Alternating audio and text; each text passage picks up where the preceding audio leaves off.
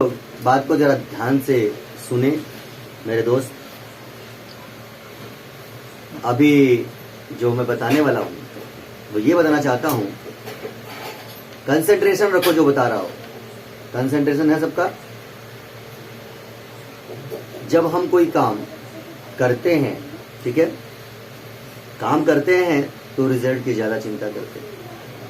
जब हम काम करना शुरू करते हैं तो रिजल्ट की ज्यादा चिंता करते हैं, लेकिन काम की चिंता नहीं कर पाते।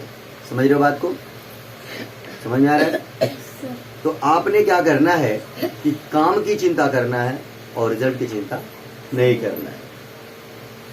इसके लिए मैं एक आप लोगों को उदाहरण दे सकता हूं। एक कविता जो मैंने 8वीं में पढ़ा था, मैथिली शरण गुप्त जी की, बहुत ही जबरदस्त है। लेकिन जब सुनोगे ध्यान से तब समझ में आएगा ये बात। तो फुली कंसंट्रेट होकर के मेरी बात को सुनो आप लोग। कविता थी कि नर हो न निराश करो मन को, कुछ काम करो कुछ काम करो, जग में रहकर कुछ नाम करो।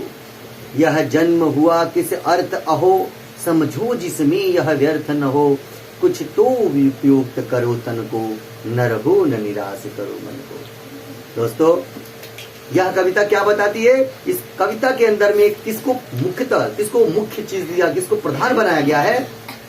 किसको बनाया गया है? वह है कर्म। यानी आपको कर्म पे फोकस करना है।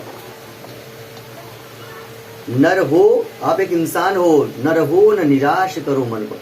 आप एक इंसान, क्योंकि भगवान ने एक इंसान को ही वह शक्ति या गुण दिया है तो जीवन में चाहे कुछ भी कर सकता है, चाहे तो कुछ भी कर सकता है। अगर उसकी चाहत जबरदस्त है तो कुछ भी कर सकता है। इसीलिए कर्म को प्रधान बनाते हुए मैथिली शरण गुप्त जी ने कहा है, नर हो न निराश करो मन को। अपने मन को कभी भी निराश नहीं करना है।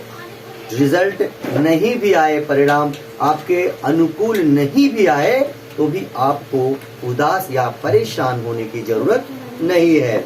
नर हो न निराश करो मन को, कुछ काम करो कुछ काम करो। आपका यह जीवन जो मिला है इसको आप काम में लगाइए। नर हो न निराश करो मन को, कुछ काम करो कुछ काम करो, जग में रहकर कुछ नाम करो। जग में ऐसा कुछ करो कि आपका नाम हो जाए। तो यह जीवन सफल तभी होगा जब आप इस देश के लिए, इस समाज के लिए, अपने फैमिली, अपने परिवार के लिए कुछ कर पाओगे, तभी यह जीवन आपका सफल होगा। तो नर हो न निराश करो मन को, कुछ काम करो कुछ काम करो, जग में रहकर कुछ नाम करो। यह जन्म हुआ किस अर्थ अहो। आपका जन्म किस लिए हुआ है? आपका जन्म किस लिए हुआ है? यह जन्म हुआ किस अर्थ अहो, अर्थ के लिए। यह जन्म हुआ किस अर्थ अहो, समझो जिसमें यह व्यर्थ न हो।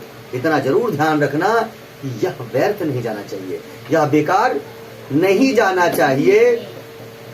समझो जिसमें यह व्यर्थ न हो, कुछ तो उपयुक्त करो तन को। ये जो तन मिला है, जो शरीर मिला है, इसके लिए कुछ तो ठीक ठाक कर दो। ज्यादा नहीं सही, कुछ तो ठीक ठाक कर ही दो।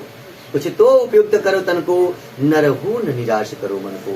आप एक इंसान हो, आपको भगवान ने वह शक्ति, वह गुण दिया है जिससे आप कुछ भी कर सकते हो, इसलिए आपको निराश होने की कोई जरूरत नहीं है। तो यह कविता इतनी जबरदस्त है दोस्तों। आज भी मुझे जब यह कविता जब मुझे दिमाग में मेरी आती है तो मुझे बहुत कुछ करने की प्रेरणा देती है। तो मैं आप लोगों से कहूंगा, इस कविता को जरूर अपने दिमाग में रखिएगा, इस प्रेरणा को अपने माइंड में रखिएगा, ताकि आप जो कुछ भी करना चाहते हैं उसमें बिना किसी चिंता के, बिना किसी परेशानी के, बिना किसी उदासी के आप अपने लक्ष्य की तरफ पहुंच सको।